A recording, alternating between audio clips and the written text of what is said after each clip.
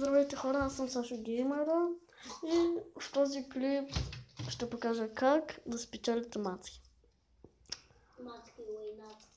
И сигурно много хора от вас мислят, че трябва да подарявате цветя, подаръци. Служете ги в Хикс. И сега ще проверим дали това е вярно. Здрасти, имам подарък. Какъв е той? Ами, ела, ще видиш.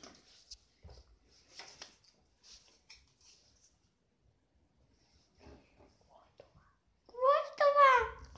Ми каза, че от много време искаш рисунка. Аз не съм ти рисователка. Да.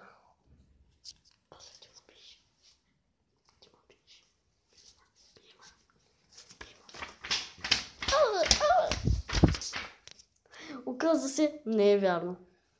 О, почакай. Сега ще направим... Да знаеш, искам да съм ти гадже. Разказвай. Сега ще покажем верния вариант. Здрасти, аз смеям да те водя на ресторант. Добре. И пристигнахме в ресторанта. Гледай колко храна има. Пюре! Може ли за мен малко кафе и шницел с пюре? Да.